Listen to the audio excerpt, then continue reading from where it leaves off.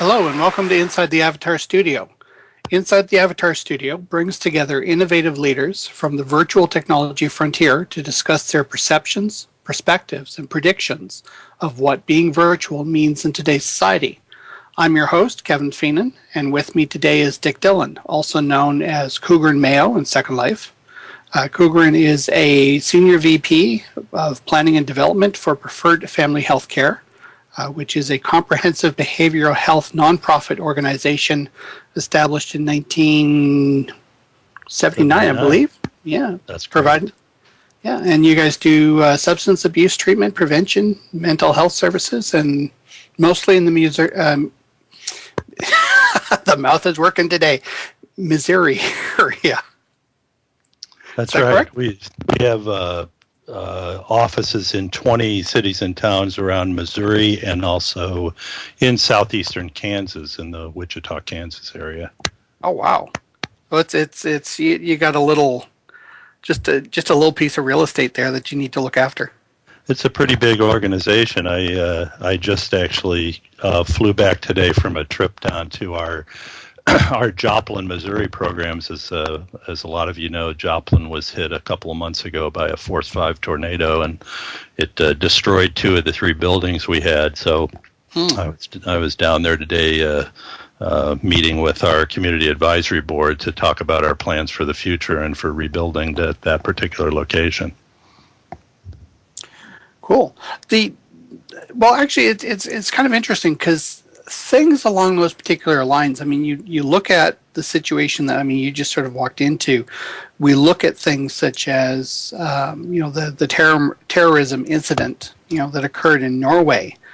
And, as part of this particular little, thing we do here, every couple of weeks, we talk about, this whole idea of being virtual, right? But yet for nonprofits, and especially the type of work that you guys are doing, where it's very much hands-on and it's very much in everybody's real life, everyday lives, sort of out in the real world, not necessarily in here. Could you maybe describe for us a little bit how you see the role of virtual worlds helping to deal with like the emotional and behavioral implications when, something traumatic occurs? Like, the tornado system that sort of hit down there, or, what they're dealing with in Norway right at the moment? Well, I think you can, I can see an immediate value to the virtual world technology being available. As one person put it to me today when they were first driving around Joplin after the tornado.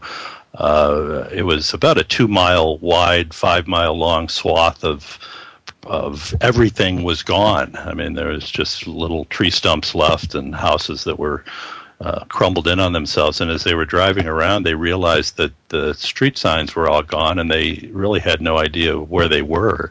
All the familiar landmarks were missing, and in times like that, just finding your place and being able to get to a spot where you feel safe again and comfortable is nice. And of course, digital technology gives us the ability to both connect with people locally through good tools that we can use, as well as people who aren't in the immediate disaster area who can help us sort of get our feet under ourselves and find our way back out again.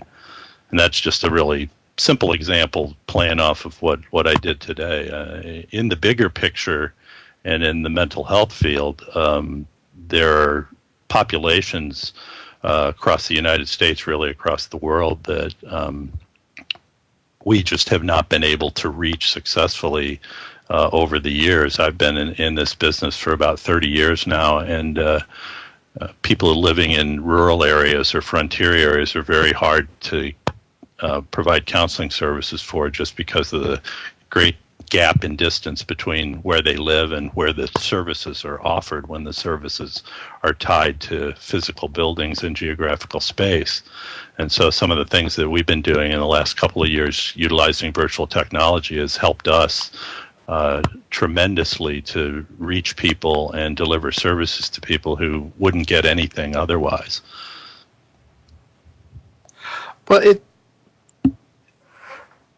I guess I want to frame a question here. It's just not quite coming out. You want to talk about it a little? Well, yeah. I mean, it's nice, excellent. Do I need a couch? It's okay. You can trust me. This is what happens when the brain goes faster than the mouth, right? I mean, it's interesting because I mean, there's a whole aspects to, I guess, a lot of the stuff that you guys do, but also with regards to, this whole aspect of nonprofits in general, right? I mean, having this capability to reach out to people who are in those particular rural situations, but then, I mean, do you also not run into the problem that because they're rural, they also don't necessarily have the same access to the type of broadband services that are actually required in order to get the type of virtual environments that we're dealing with here to get the full effect, right? Not just in terms of the visual, but I mean in terms of the experience.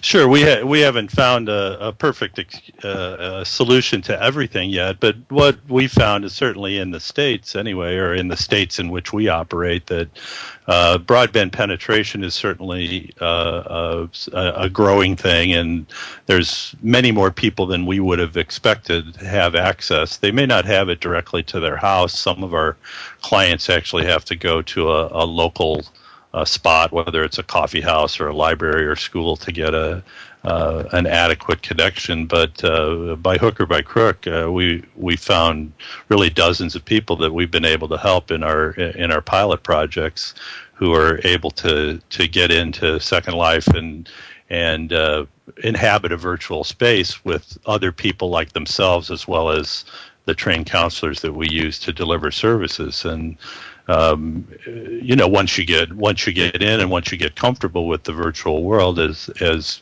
most of us in this room and watching the show know, after a while it feels like you're in the physical presence of another person. And so we've been able to deliver both individual counseling and group counseling services. We do a lot of our work through group activities, and that's a really important thing too, because the virtual world technology, in contrast to other use of technology like telephone counseling or even on camera with a Skype and a camera setup, is a much more realistic setting for a group counseling session. And group therapy through other kinds of technology in rural areas is truly impossible, because you'll have clients who are not only a far distance from the counseling office, but they're a great distance from one another as well. And we found that the virtual world setup really allows us to bring people together in a close personal space and interact with them very effectively. Right. What about the individual tailoring of the program? I guess where I'm coming from on this is one of, and it may be my own misconception or preconceptions in terms of how I sort of view nonprofits and non-governmental organizations. But a lot of the work that you guys do is a lot of hand-holding in terms of people on the ground, or at least that's the way it seems to me, right? And that while you have the counseling services that might be effectively given inside a virtual space, there's a component of what goes on with inside nonprofits that there's no other alternative but to deliver the service on the ground. Well, I think that there are certainly things that involve the physical handoff items to people. For example, if I were working in this will be a relevant comment. If I were working in a cooling center in St. Louis where the temperature was about 101 today at 4 o'clock this afternoon, and I needed to, I got a shipment of fans from Walmart, and I needed to deliver them to my clients so they could take them home and be physically comfortable tonight.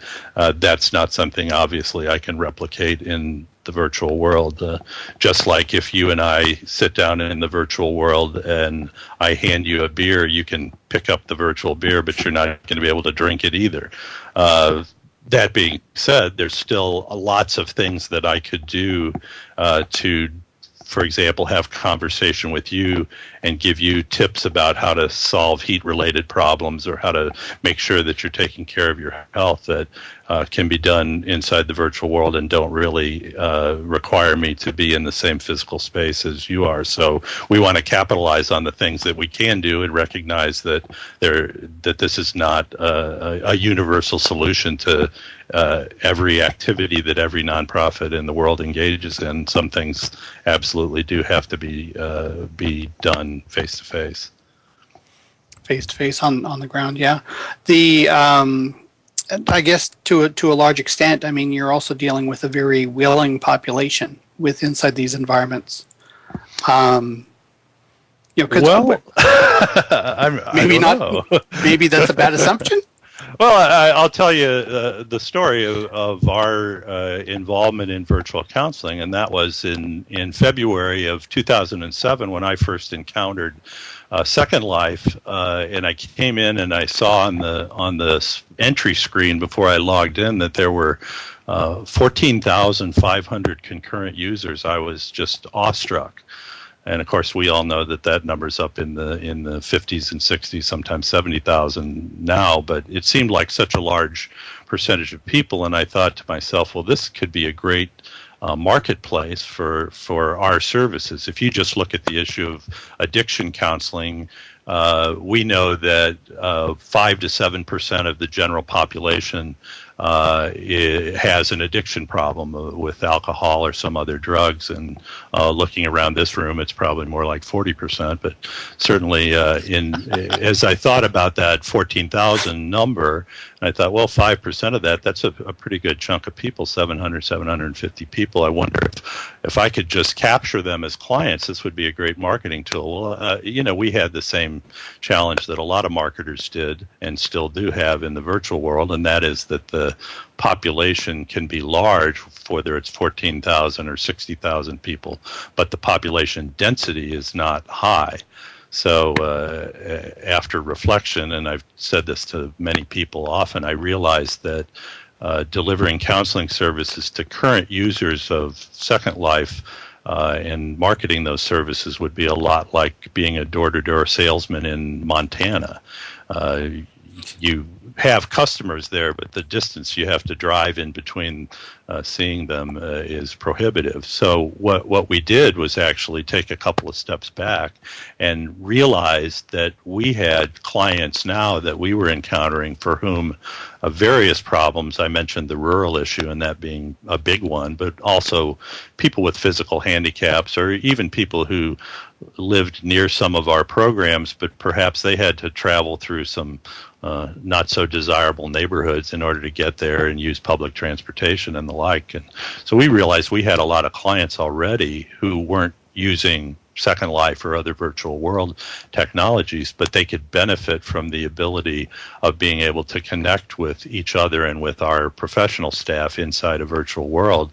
So we merely got those people and used them as our initial group and taught them how to use the virtual world technology. So we brought the technology to the clients rather than trying to find the clients within the technology. And we found that has been working out very well for us. Do you find that the ones that come in for I want to say group therapy, which I know is correct, but it just sounds so wrong, that are coming in for those types of counseling services do you find that they're actually staying and becoming part of a community in here, or are they coming in strictly for for the counseling services that you guys offer, and then they're sort of like in and gone type of thing? Well, what we did, because we need to provide a certain level of confidentiality, and there's some rules that we have to follow, some laws that we have to follow about keeping information safe from outside parties, is we actually do our counseling in a private sim space, so an open sim type of a project. And so the clients who engage us are coming into a virtual world space that looks a lot like anything you would see or build inside of Second Life, but they're not connected to the main Second Life world. We encourage our clients to utilize Second Life because we believe that the more often they use virtual technology in various parts of their lives, the more immersive the experience becomes when they sit down with us. But we aren't tracking that in any really formal way. Well, people will have conversations from time to time about interactions that they've had inside the virtual world, and or they'll talk about, for example, going to an AA meeting in Second Life, which there are quite a few AA meetings inside Second Life here every week. And so we do know that people are utilizing and staying inside the main Second Life world, but we're not forcing that upon them, nor are we tracking that in particular. You mentioned that you're using private sims in order to do the counseling, the actual counseling portion where there's a question of confidentiality. Yes. Not connected to the main Second Life sim. So do you have your own like open sim region that you're doing this in, or like it sounds like you've expanded beyond Second Life? Yeah, we have two open sim setups on private servers that were set up for us by the Reaction Grid people.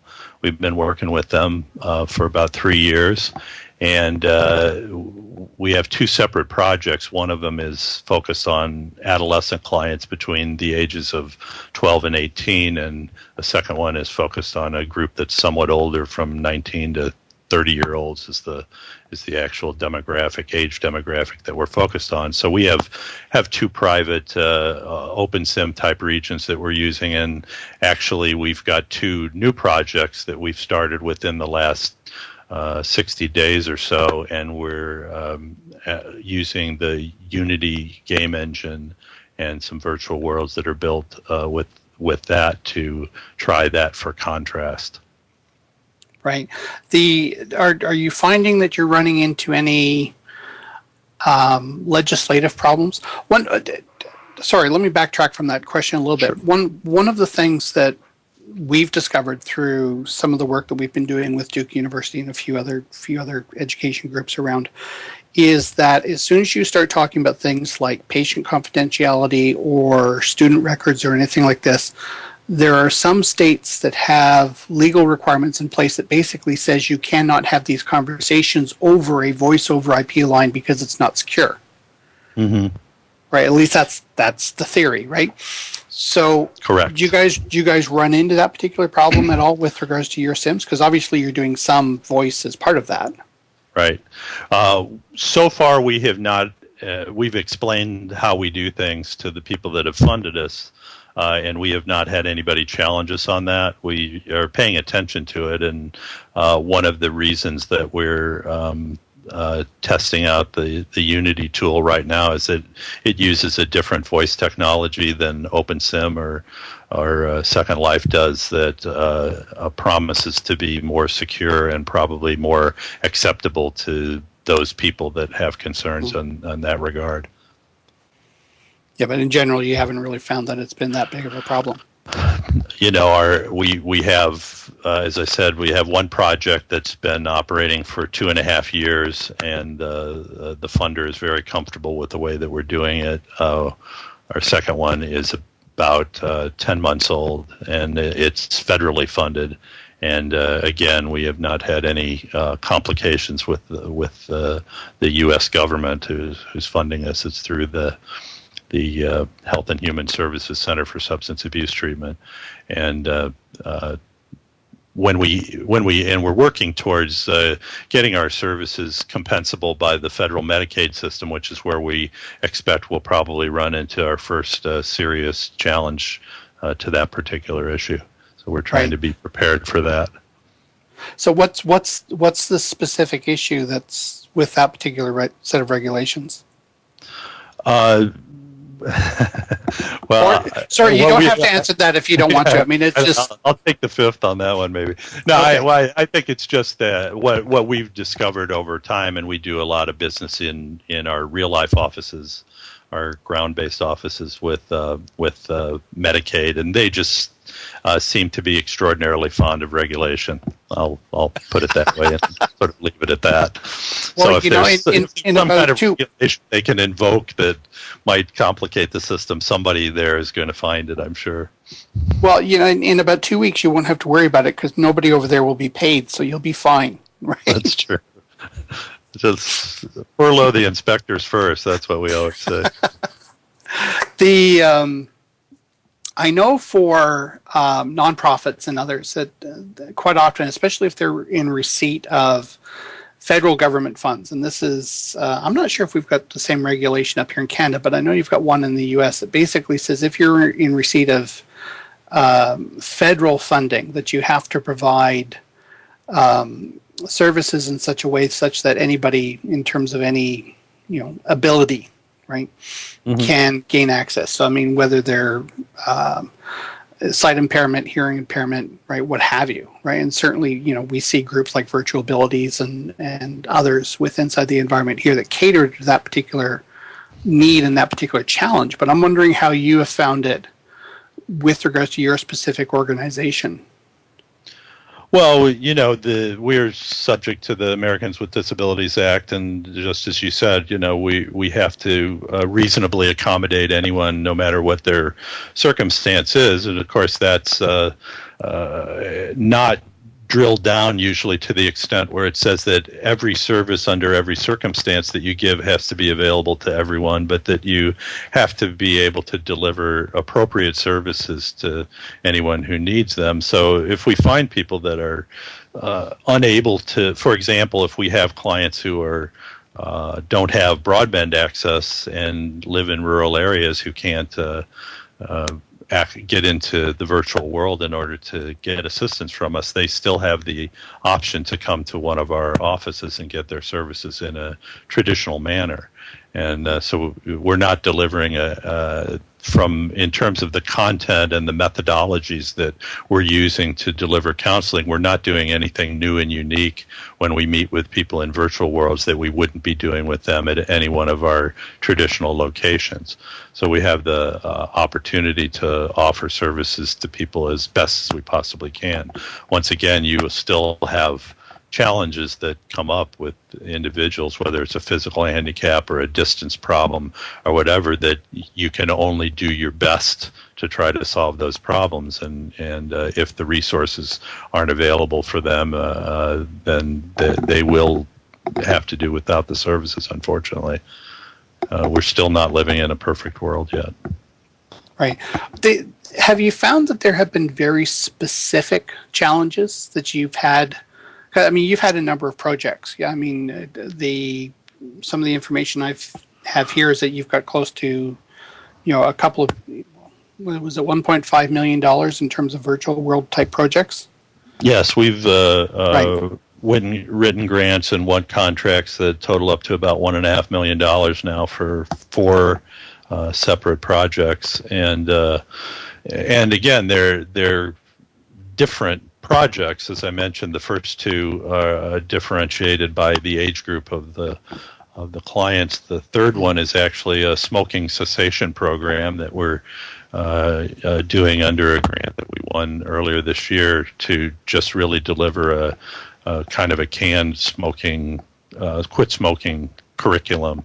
But gathering people together once again in a virtual space rather than having them have to drive to some church basement somewhere where those things are usually delivered. And so we've been able to try this out under various circumstances, and the biggest problems that we have, of course, is the initial getting people used to using the virtual world, which we try to do by having good orientation paths inside of our virtual space where we can meet them and walk them through an orientation trail, so to speak. In the first project we built, since it was focusing on younger people, we actually built a giant hamster habit trail type of thing with the tubes and globes and things, and they find that pretty entertaining. And as they walk through the habit trail maze, every time they stop at one of the nexus points, there's an advisory card that teaches them how to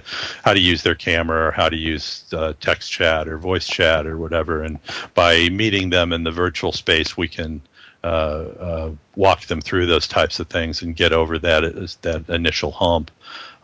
We also offer the opportunity for people, and we'll really promote it if necessary, for them to come in and sit next to us in a real office and do their initial orientation to the virtual space as well, so that they can get past that first learning curve.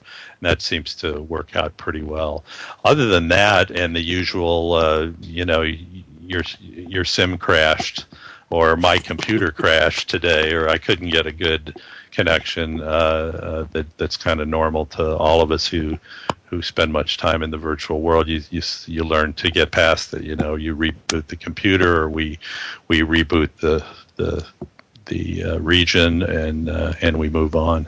One of the interesting things that we've done in our earlier grants is we were able to secure enough funding to actually provide computers to the participants. So we've been buying laptops for people that are adequately set up from the beginning with the appropriate graphics cards and enough power in them to run a good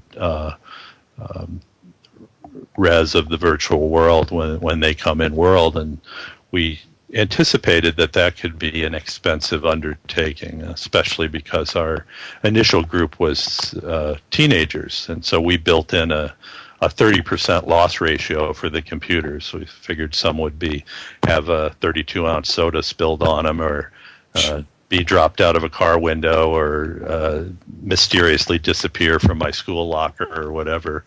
And as I mentioned, we're 30 months into that project, and so far the number of computers we've had to replace has been 0. Every computer that we've given to somebody is still in service and still being utilized, and they've taken very good care of the equipment, which we're taking, maybe undeservedly so, as a sign of how much they're valuing the services that they're receiving inside the virtual space. That's fairly interesting. I hate to say it, but I'm sort of sitting here thinking, wow, it's almost worth having some type of problem that requires counseling to get a computer. Well, you just come see me anytime, and I'm sure we'll find something. Something, I'll be wrong. I know you well enough to know that we will. Well, of course, the other question when you're talking about addiction is, how many people have you had to treat after you've brought them in here for video game addiction? Right at the moment, we're not assessing them for video game addiction. Although there are actually a couple of our early clients who just won't go away. They keep coming back and want to sit in on the group activities and chat with the counselors, and we're saying, we're really done here, and it's time for you to move on, and actually we're developing now some standards to do some peer counselor training for those people, because they have finished the required course of treatment, and they're doing well in their own personal recoveries, and we think they could be good peer counselors for us. And since they want to keep hanging around anyway, we're going to give them a purpose, and so I think that's a really good thing. We have actually not. We don't turn a complete blind eye to this issue, and we're very aware of the fact that. I'm not a big fan of using the word addiction to relate to everything that people do in inappropriate amounts or at inappropriate times. But for simplicity's sake, we're aware that internet addiction is a real thing that people are concerned about, and we just haven't found that to be the case. All of our counseling services are delivered in a communal setting, in the sense that we don't just treat the client in a vacuum, but we stay in contact with family members and friends and other people who might be service providers for them. And so we do pay attention to the comments of other people, and so far we haven't discovered anybody who's somehow fallen into internet addiction because we introduced them to the concept of three-dimensional virtual worlds. And that's not to say it could never happen. Have you found that there's been as you've had individuals come through the programs offered here, that family members have come with them into this environment as well? Yeah, and one of the things that we would like to do in the future is really expand on that sort of a thing, because, again, when we're in the luckiest situation, we've been able to give an adequately functioning computer to a person who has an internet connection that's at least close to home, if not inside their home. We've been able to connect readily with all of our primary clients, the people we're targeting for our addiction treatment. We haven't always found that the parents have the ability to get online and in world as easily, and we don't really have the funds to just dole out computers to everybody who's involved. But we have done some family counseling within the virtual space, and we would like to expand on that in the future, because we think that's a tremendous potential. One area that I am really interested in is delivering counseling services to military personnel, and I think that digital technology, and particularly virtual world-based counseling, is really excellent for that, because there's usually a tremendous distance between the enlisted person and their family members, but there's no reason that they can't all get in-world online at the same time. You just have to synchronize your watches and sit down and have a family session together, despite the fact that they could be thousands of miles away. Right. There were two things that sort of, as you were talking about family, I guess there was two things that I was sort of wondering about. One is, this idea. How do I put this? Most of the people that we tend to run in here, and maybe it's the over 40 set, I don't know, but I mean, it's a lot of people we run into here are older. Right. I mean, this is, you don't necessarily have a huge population of 20-somethings running around Second Life. Mm-hmm. But what you just mentioned was that sometimes you have problems with parents of teenagers and I guess people in that early 19 to 30 demographic type area, that the family members are finding it harder to come inside this environment, the people that it is that you're trying to counsel.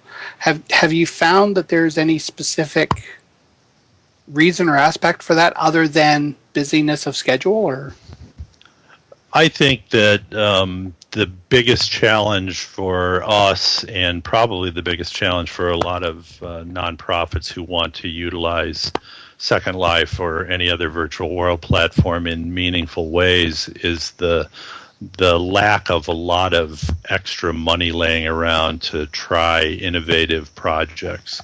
We've been very fortunate in that we've been able to aggressively seek some funding for some very specific projects, but even that funding is limited to some specific services that we have agreed to deliver, and we weren't always as imaginative in the beginning as we might be going forth from here.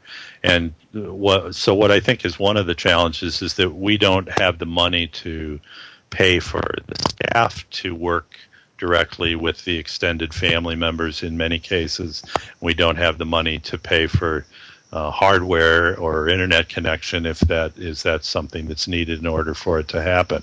But I think that's a general overall challenge for nonprofits in particular, to disabuse people of the notion that not being a nonprofit means you lose money every year. That's not really the case. The situation is that you don't have stockholders that you pay off who make a profit over the operation of your services, but a good, well-functioning nonprofit will have some money left over at the end of the day when they've delivered all the services that they've been contracted to, because we have, as I mentioned, we have 29 buildings. We have computer equipment that needs to be replaced, roofs that need to be repaired, heating systems that need to be fixed. So if you're running effectively as a big nonprofit organization, you're hopefully going to have 5 or 6% of your total revenue left over at the end of the year that doesn't go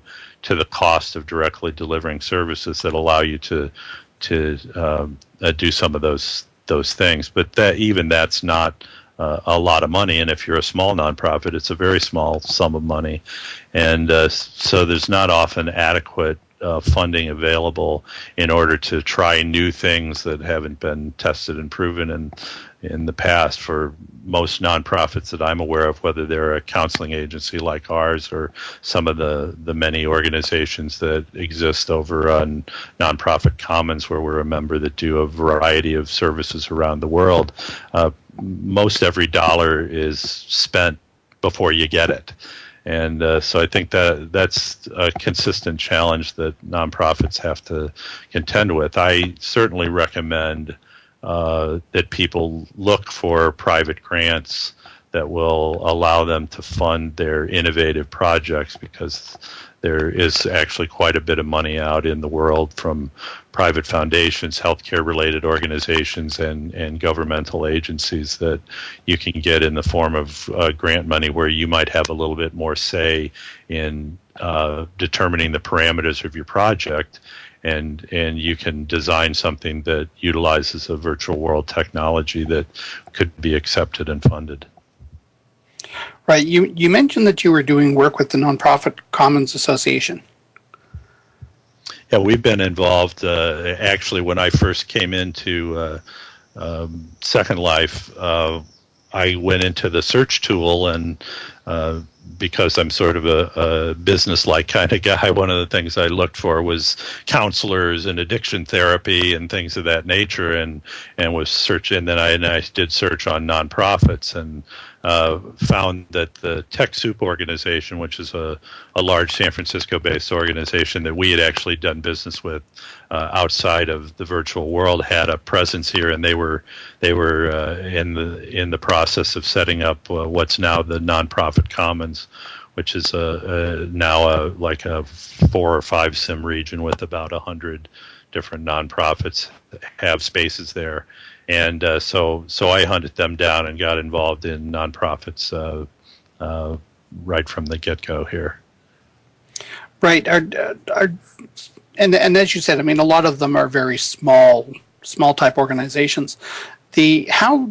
From your experience, from talking to a number of these groups and the consulting work and such that you've been doing with them, how have you seen two things? How are they sort of making out, and how have their approach to virtual world sort of changed over the last couple of years since you've been seeing these people progress? Well, I think it's let me try to take the first question first. How are they making out?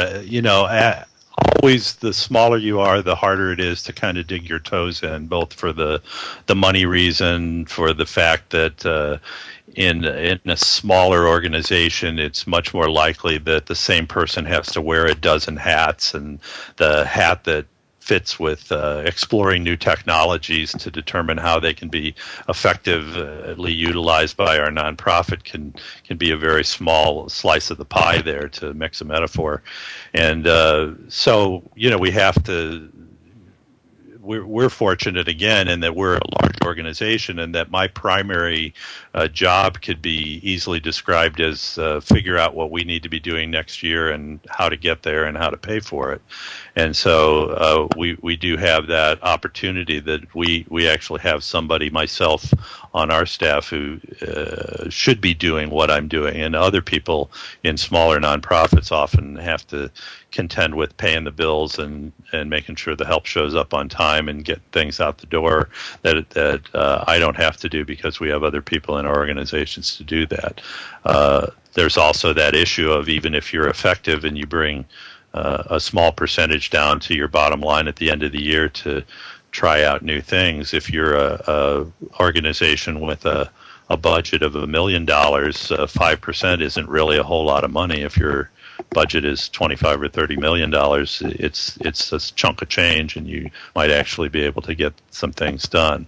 I think the other thing that we've discovered at Nonprofit Commons that does happen a lot is that oftentimes the people that discover that there's a nonprofit-based organization are not always the decision makers at their nonprofit. They're people who came into Second Life for other reasons and just kind of by happenstance learned that there was some organized nonprofit work going on, and they aren't always able to secure the kind of support from the management of their organization that you really need in order to spend the time at first, and if need be, the money that it takes to do anything that has a lot of clout using virtual world technology. So when I meet up with somebody new who's a new nonprofit commons tenant, one of the first things I want to find out from them is, what's your ability to make decisions or to speak to the decision makers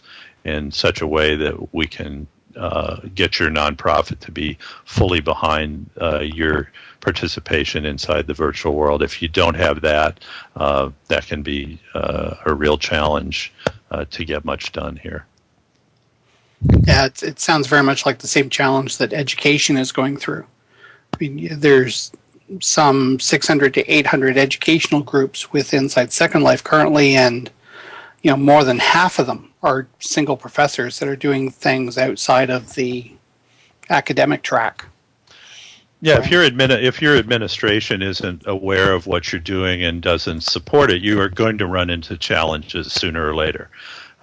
Whether it's an expansion challenge or whether it's even getting the permission to use the name of your organization officially in world and be seen as the virtual representative of that organization and inside of Second Life, those challenges are going to arise. So it's really incumbent upon nonprofits, educational organizations to figure out how to work their way up that ladder into the administrative level of their organization and get their work sanctioned. I think you'll have a lot more success if you can get to that point. Right. What before we go on to the idea of progression, because I do want to come back to that particular question.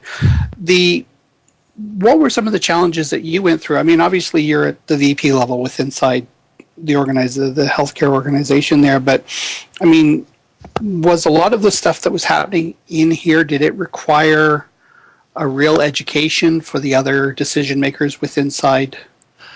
I remember making a very poor quality video early on, just sort of showing people around the virtual space, and we have a senior management team that includes myself and 7 other people, and the results ranged from rolling of the eyes and what the hell are you talking about to people who were actually actively interested, and even as badly as I was able to portray it to them in the video, started to see the value of it.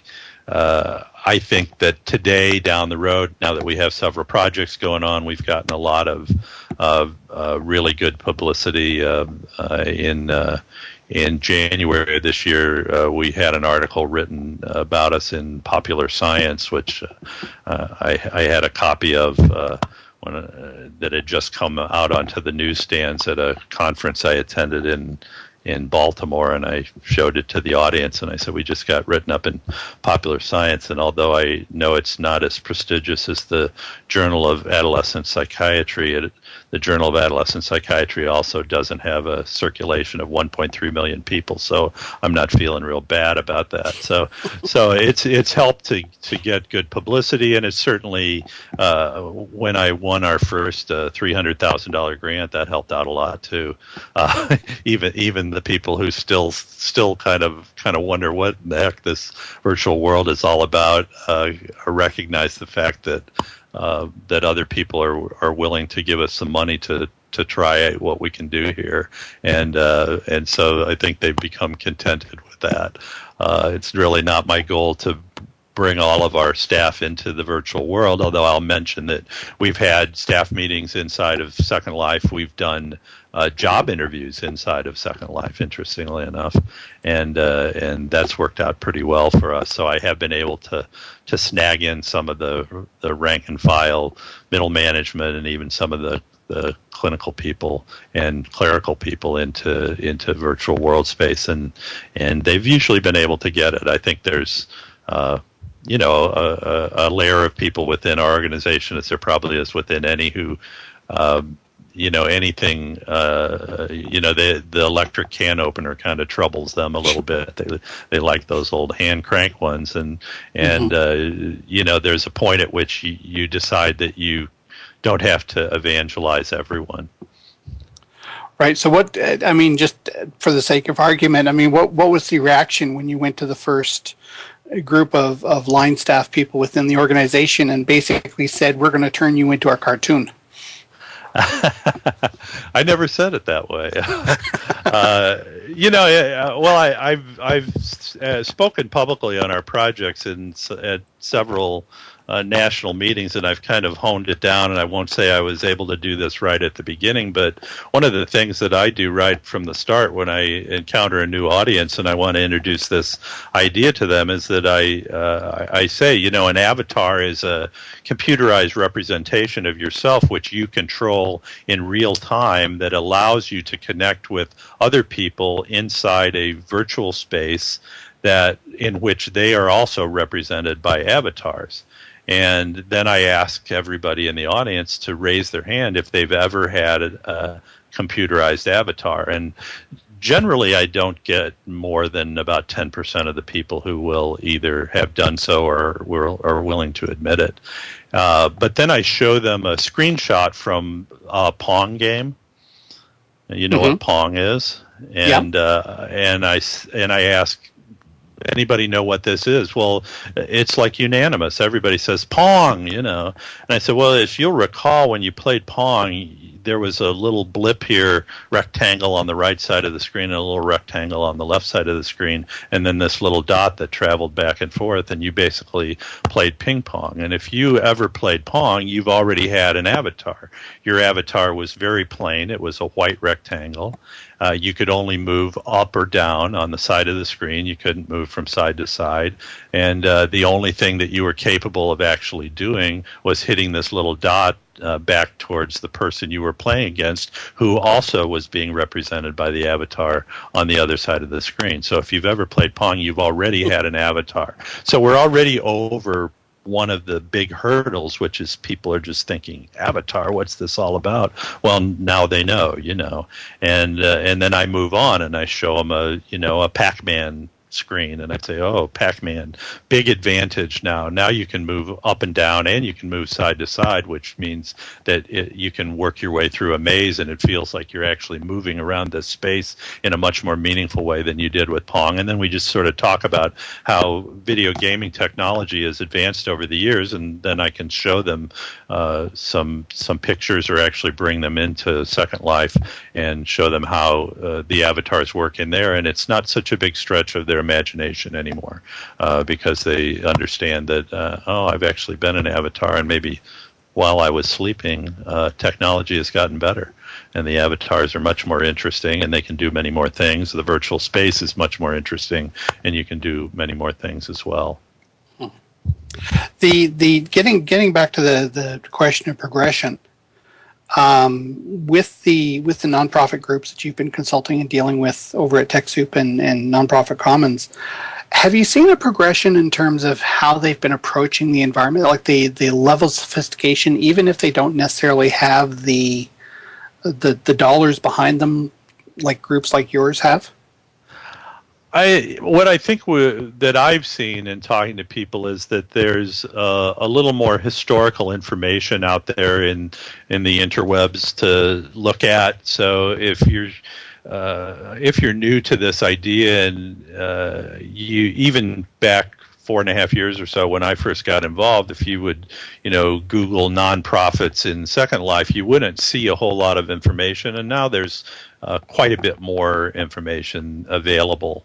And so there are examples of organizations. Certainly the Cancer Society's Relay for Life has been incredibly successful as a fundraising tool. And there's other organizations that have used nonprofit organizations that have used Second Life and virtual world technology to do various kinds of training and awareness activities. So I think that people coming in today have that at their fingertips, perhaps in a much greater quantity than we may have had when we started out several years back. They haven't always done the research, so we still get a lot of people who come in, and again, they were introduced to Second Life in a way that wasn't necessarily relating to their persona as a nonprofit person in real life, and so they're pretty much as baffled as anybody ever was when they came in. But again, you have the ability to provide them with some pointers towards things that they can read on the internet or articles that they can download, and they can get brought up to speed a little bit faster than we probably were able to do a few years ago. Right. I sort of hate to beat up on Linden Lab just because they have been innovative in terms of a lot of the things that they've done, but as well as everybody else, I mean, in terms of the challenges that they threw down in front of educators and nonprofits last year, right? And I'm wondering what a lot of the impact, through Rockcliffe, we've seen what the impact has been to educators, and where the education field has gone in terms of experimenting with OpenSim, and you look at Spot-On, you look at Reaction Grid, you look at InWorlds, you look at Unity, you look at Open Wonderland. Have the nonprofit groups been doing a lot of the same thing? Certainly the pricing change that Linden Lab put into place last year was a big shock to a lot of organizations, and I'll just harken back to what I said earlier about it's hard to find the dollars, and by gosh, if a couple years ago you convinced your CEO to get involved in this because the price was relatively low, bringing him the news that the price has just doubled probably wasn't a happy occasion. If you were already dealing with limited resources. And so I think that has certainly sparked a lot of people into looking at alternatives that might cost less. I think the biggest problem with the interrelationship between Linden Lab, the nonprofit organizations, educational institutions, and the like is that Linden Lab still seems to apparently not know exactly what they want Second Life to be, or what they want to do with it. And although I think the educational institutions that have been here, and those that are still here, and those that have left, and the nonprofit organizations have given them something that they have undervalued quite a bit, and that's really purposeful use of this as a meaningful tool, other than as just a place to go dancing or play Zynga or something. And until the day comes, I think when the Lindens really figure out what it is they want to do with Second Life, we're not going to know for sure whether it's going to be a favorable environment in the long run for nonprofits or a hostile one. What do you see as being next for preferred family healthcare in terms of the next 3, 4, 5 years? Well, one of the things that we've, as I said, we've continued to seek funding. So we've had a a stream of funding sources that we've been able to locate over a period of time. We're working very hard with federal and state agencies in order to actually get the counseling services that we deliver to be put into the mainstream of funding, so that just like telepsychiatry was a real oddity 5 or 6 years ago, and now it's commonly paid for under public insurance plans and private insurance plans. We want to be working with all those funding sources to get them to pay for our virtual counseling in the same way as they would pay for any counseling services that were delivered in a real life setting. And so that's a big chore for us, but it's certainly something that we're really going to be continuously working on. We have started to offer our assistance to other organizations, focusing primarily on nonprofit counseling agencies as consultants, and we've signed some consulting contracts. So I've been doing a little bit of traveling just to go to some other cities and help people figure out what it is they can do with the virtual world and help them get set up in the virtual world space. And we see that as a role that we can play pretty far into the future as well. Beyond that, as I said, we're trying to envision new populations that we're not effectively working with, like military personnel, and even have been doing some research on video gaming and autism, with the idea in mind that we might be able to put together some virtual counseling project that would be effective with autistic children. And so we're going to continue to do that. Until my job title changes, I'll still be charged with figuring out what we should be doing next year and finding the means and the funding to do it. Yeah, are there other technologies that you're looking at as well, in addition to 3D virtual ones? Or yeah, we have through the course of some of the work that we've done made the acquaintance of some people up at the University of Wisconsin that are doing some very interesting things, just using digital phones and different tools that you can use just on a digital handset in order to check in with clients, in order to offer them opportunities to connect with somebody when they find themselves in uncomfortable situations. And we're very interested in utilizing some of that technology. The handset or the smartphone is really where everything is headed, I think, and tablet computers are show every sign of replacing a lot of people's real computers over the next few years. And so we're looking at technology that fits that well, and of course hoping that the virtual world technology can be adapted so that it's usable on a smartphone or on a tablet computer as well. And as that happens, we certainly want to be right in the mix there. Yeah, well, that sort of leads into actually, it almost answers the last question that I had for you, which was, if you had a crystal ball, what do you think the impacts of virtual worlds will be on society 5-10 years down the road from now? It's interesting. I remember when I first started talking about this to people, to public groups, and these were mostly counseling related groups, mostly substance abuse counseling related groups, I would always sort of start off as a disclaimer and by saying that what we're doing here is really designed to reach people who couldn't get treatment services otherwise, usually because of great distances between where they're physically located and where the counseling services are. So I'm not really saying here that this is going to replace counseling as we know it now. It's going to reach a population that can't be reached. But what we found is that actually our virtual counseling has on several parameters been quite a bit more effective than the real world counseling. And so I'm really coming off of my disclaimer these days and adding new groups of people, certainly people with physical handicaps. But the bottom line is that for many of us in the world, we prefer to do a lot of things online. We prefer to do a lot of things digitally, and we would rather do that. They're closing all the Borders books in my hometown of St. Louis, but Amazon's still going pretty strong, I think, selling a lot of books. And I think you have to look at those things. Does